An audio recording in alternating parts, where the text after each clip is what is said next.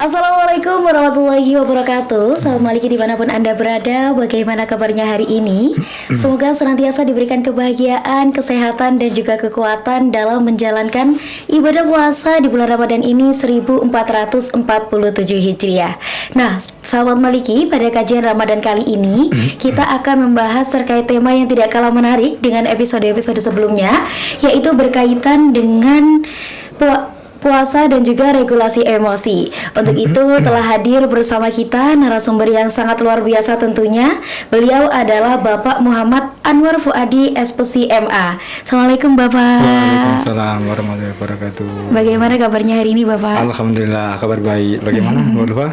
Alhamdulillah baik juga. Nah, untuk kegiatannya sendiri di bulan suci Ramadan ini bagaimana Bapak?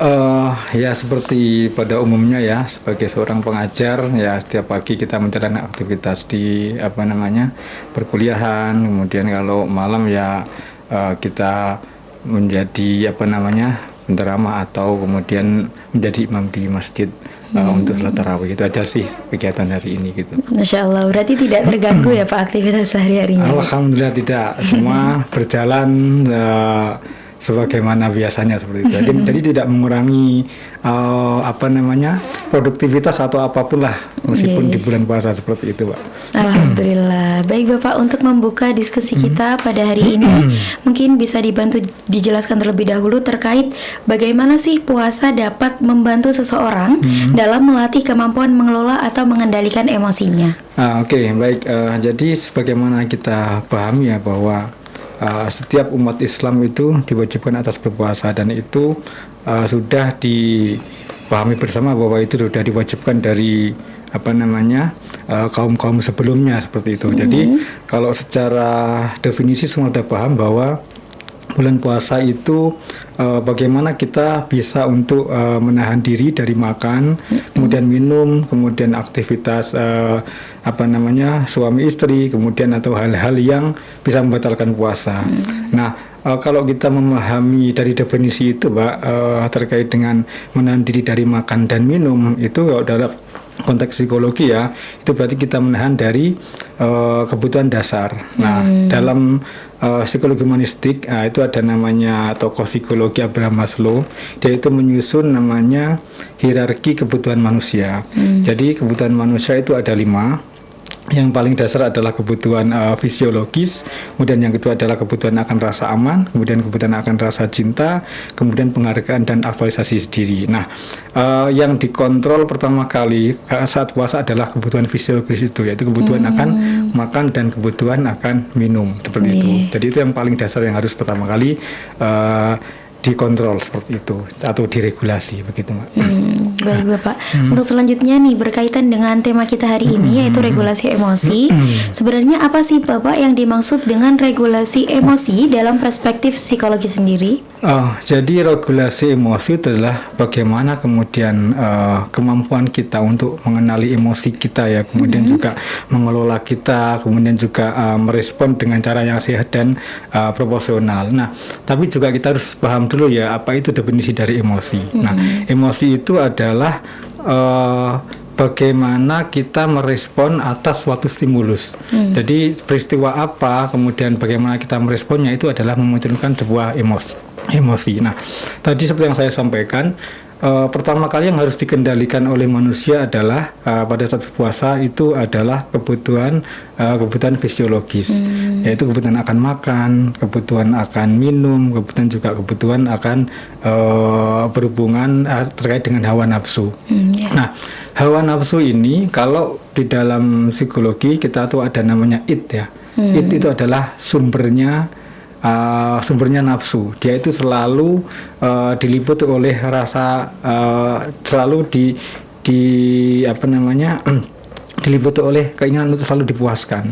Nah, disinilah kemudian peran penting kita untuk mengendalikan emosi itu. Jadi emosi yang paling dasar itu adalah nafsu. Nah, kalau kita kemudian melihat salah satu syair ya yang ada di dalam kitab Qasidah Burdah, itu nafsu itu sebenarnya tidak untuk dimusnahkan.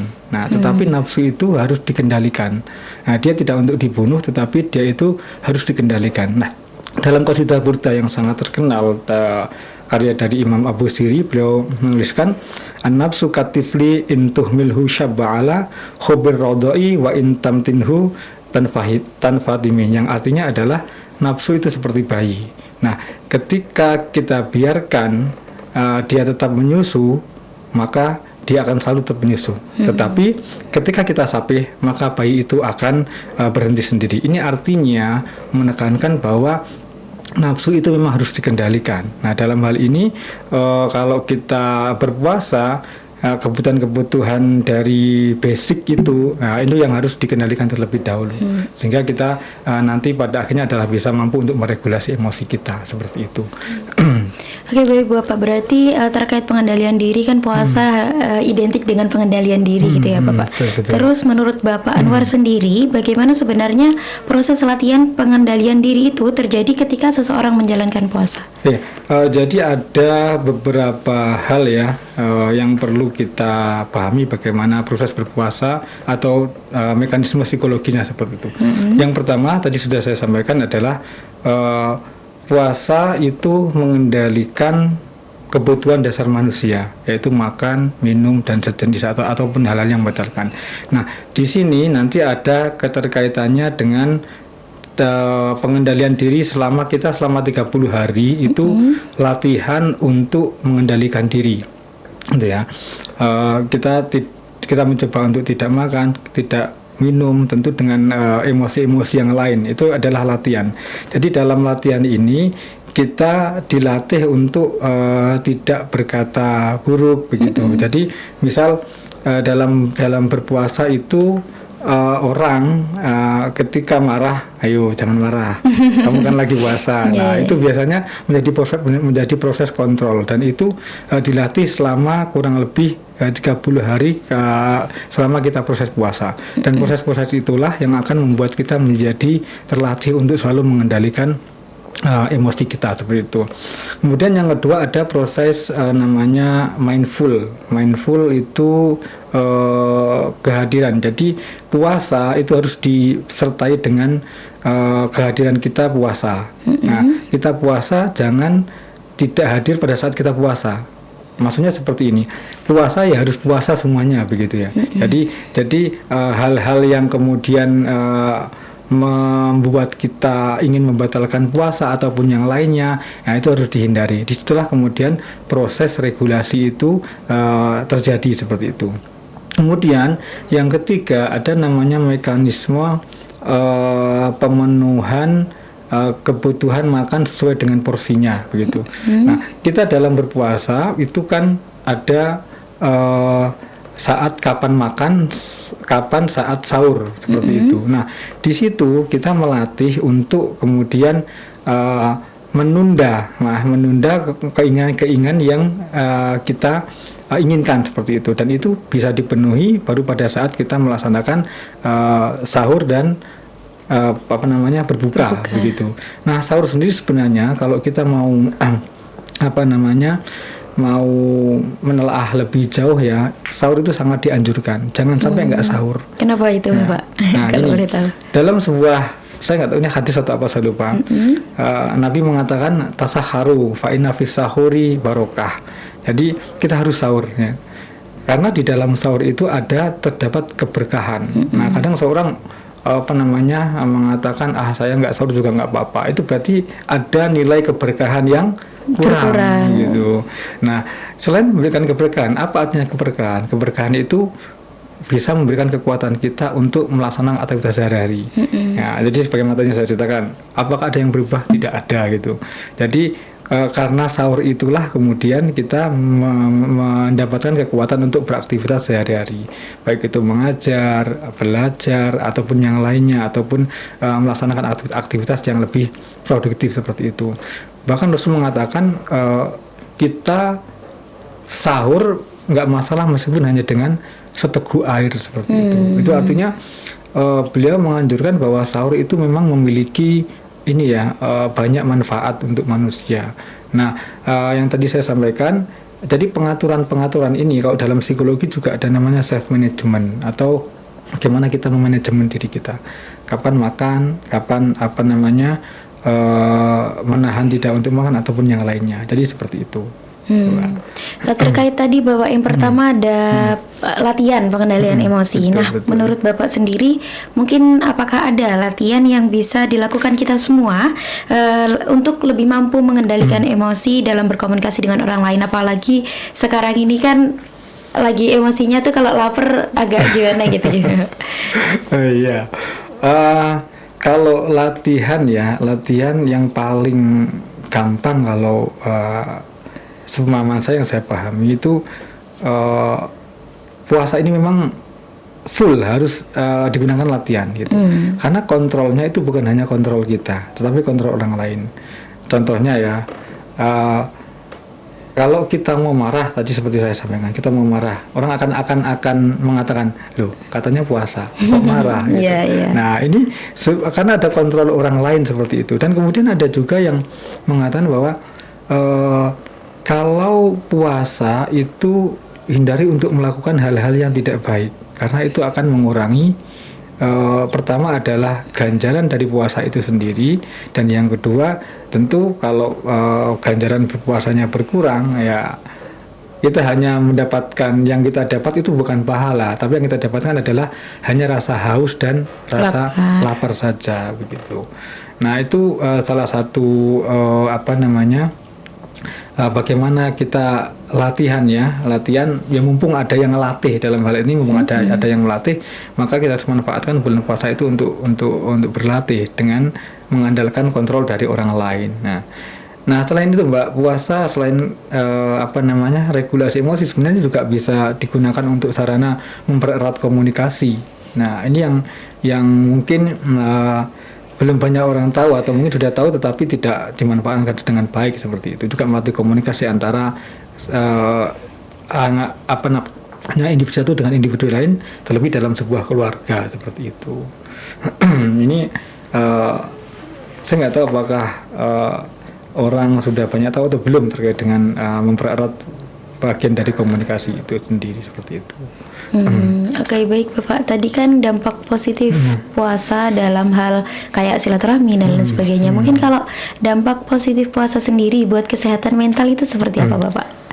Ini sebenarnya sudah banyak dibahas ya terkait dengan masalah kesehatan mental. Apakah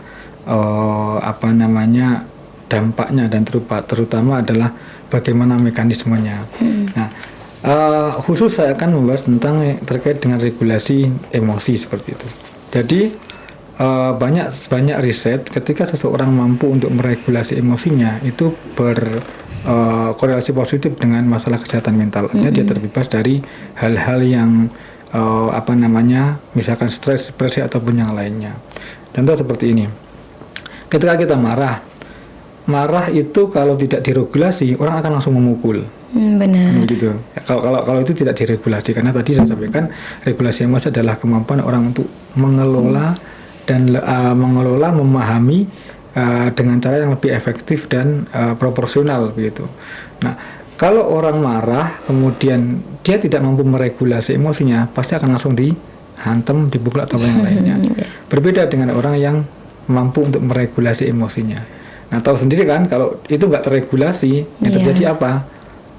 Pertengkaran pertengkaran, dia menang mungkin bangga ya, tetapi sampai rumah dia mikir, iya dia tak antemi sekarang, saya pukul sekarang, tapi ketika nanti kakaknya datang atau temannya lebih banyak datang mukuli saya seperti apa? Kan seperti itu. Akhirnya itu menjadi pikiran yang mengganggu, dan itu tentu akan membuat dia menjadi cemas dan seterusnya, dan itu pasti akan mengganggu mekanisme psikologis dia seperti itu.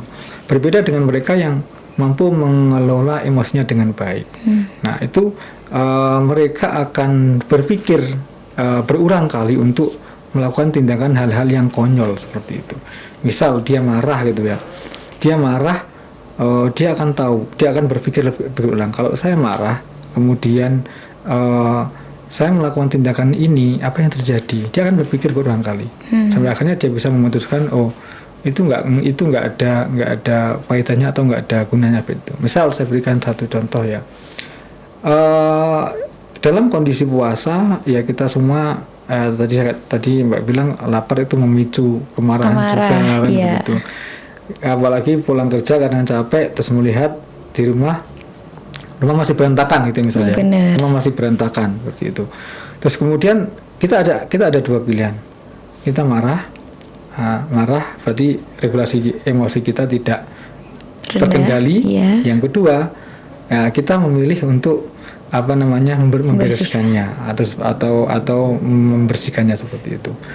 Nah, kalau orang yang bisa meregulasi emosi, dia akan memilih yang kedua, yaitu yang membersihkannya lah. Toh tidak ada gunanya saya marah, buat apa? Marah tidak akan mengembalikan apa yang sebelumnya terjadi gitu. Nah, di situ kemudian kita akan berpikir ulang. Kalau dia nggak meregulasi emosi, dia pasti akan marah-marah. Kamu ngapain aja di rumah? Aku kerja seharian capek, kamu tiduran aja, seperti itu kan gitu. Tapi kalau kita memiliki regulasi yang baik, kita akan berpikir, ya udah, barangkali yang di rumah capek, gitu, ngurus anak ataupun yang lainnya. Nah, saya lebih ngalai untuk kemudian menunda untuk membersihkannya nanti seperti itu. Nah, ini tentu akan menghindari konflik yang lebih banyak, dan itu tentu kaitannya dengan kesehatan mental ya akan jauh lebih baik gitu ya. Sehingga proses-proses yang ada di dalam keluarga itu akan tetap menjadi lebih harmonis dibanding dengan yang tadi saya sampaikan, yaitu marah dan seterusnya seperti itu. Begitu. Oke, baik Bapak. Untuk selanjutnya nih, berkaitan dengan ibadah kita di bulan suci Ramadan ini, pasti kan kita lebih banyak beribadah gitu ya Bapak. Kalau menurut Bapak Anwar sendiri, mengapa sih Bapak ibadah seperti ya puasa, membaca Al-Quran dan lain sebagainya itu memberikan efek ketenangan secara psikologis bagi seseorang? Oke. Jadi dalam puasa Ramadan ini kan dianjurkan kita untuk banyak melakukan ibadah. Nah, sebenarnya selain banyaknya pahala yang kita dapat, kita tahu ya, kalau pada saat kita beribadah di bulan puasa, pahala kita akan ditingkatkan. Nah, secara psikologis sebenarnya apa sih kenapa sih dalam beribadah, berzikir ataupun yang lainnya itu bisa membuat ketenangan? Yang pertama, misal Zikir itu adalah kalimat positif, ya. Nah, dalam psikologi ada namanya saya lupa namanya. Nanti kalau ingat saya sampaikan ya. Jadi kalimat positif itu kalau diulang-ulang itu akan menimbulkan ketenangan. Nah, kita tahu semua zikir pasti ya kalimat adalah positif. Iya. Gitu. Subhanallah, Allahu Akbar, semua mengagungkan Tuhan. Nah, itu sama dengan kita mengafirmasi secara positif pada diri kita, ya, pada diri pencipta kita, pada yang memberikan kita kenikmatan, yang memberikan kita kesehatan. Nah, kalimat positif yang diulang-ulang itu memiliki dampak positif terhadap diri kita. Nah, yang kedua, zikir itu memiliki ritme yang menenangkan gitu. Kadang kita pernah tahu gak kalau orang lagi zikir la ilaha illallah itu mereka itu bergoyang kepalanya itu karena menikmati ritme itu gitu. Jadi merasa tenang, dan itu ritmenya kan tetap ya seperti itu, dan itu bisa membuat individu itu menjadi lebih tenang ketika melakukan zikir ya. Kemudian yang berikutnya, misal kenapa sih kita dianjurkan untuk terkadang membaca ayat-ayat tertentu. Misal ketika kita mengalami kesulitan, membaca surat Waqiah agar dibebaskan, dimudahkan untuk menyelesaikan hutang ataupun yang lainnya. Ternyata ayat-ayat di dalam Al-Quran itu memiliki makna-makna khusus seperti itu. Sehingga itu memiliki efek yang menenangkan bagi individu. Ar-Rahman, Fabi ayyi ala'i rabbikuma tukadziban, itu kan diulang beberapa kali ya. Nah, saya nggak tahu persis jumlahnya ya nanti. Tapi itu diulang berkali-kali sampai itu artinya apa? Kalau dalam tombok ati itu ya, tombok ati itu salah satunya adalah membaca Al-Quran, membaca Quran angen-angen sak manani ya, membaca Al-Quran dan diangen-angen sekalian maknanya itu. Nah, coba nanti coba ya kita coba misalkan Mbak Ulfa itu baca Al-Quran yang tahu maknanya dan yang nggak tahu maknanya, itu jelas akan memberikan efek yang berbeda. Ya. Contoh misal ketika kita membaca surat Yusuf ya. Yusuf itu kan kita udah masyhur ceritanya bagaimana Nabi Yusuf itu mulai kecil dibuang oleh saudaranya karena ini dan sebagainya. Itu kalau kita memaknai itu Mbak, itu terakhir itu rasanya setelah berpisah begitu lama kemudian ketemu dengan bapaknya, itu rasanya itu akan memberikan efek yang berbeda gitu, dibanding dengan mungkin kita yang tidak tahu maknanya, atau mungkin Ar-Rahman Al-Waqi'ah. Nah, kalau kita perhatikan ini ya Syekh As-Sudais itu kalau mengimami dan membaca surat Ar-Rahman, itu nyentuh di hati banget gitu. Begitu beliau melafazkan fabi ayyi ala'i rabbikuma tukadziban, beliau itu sampai menangis tuh gitu. Karena nikmat mana lagi yang kamu dustakan dari setiap kehidupan kita. Nah, itu secara psikologis memberikan efek yang berbeda ya. Kalau kita membaca Al-Quran itu tidak mengetahui maknanya dibanding dengan yang mengetahui maknanya, seperti itu. Mungkin ini terakhir Bapak. Ya, mungkin ada pesan atau closing statement buat kita semua yang ada di sini. Baik. Jadi yang terakhir penutup dari saya. Jadi puasa ini selama 30 hari mari kita jadikan sebagai latihan kita untuk meregulasi emosi kita. Dalam artian kita harus mengenali emosi kita seperti apa, karena yang pasti mengenali diri kita adalah kita sendiri, bukan orang lain. Nah, itu Mbak. Oke, Masya Allah, luar biasa sekali. Terima kasih Bapak Anwar atas insight yang sangat luar biasa. Dan sahabat Maliki dimanapun Anda berada, terima kasih telah menyaksikan. Jangan lupa untuk like, komen, dan subscribe agar tidak ketinggalan konten edukasi-edukasi berikutnya. Saya Ulfa pamit undur diri. Wassalamualaikum warahmatullahi wabarakatuh. Waalaikumsalam warahmatullahi wabarakatuh. Terima kasih Pak Anwar. Foto dulu Bapak.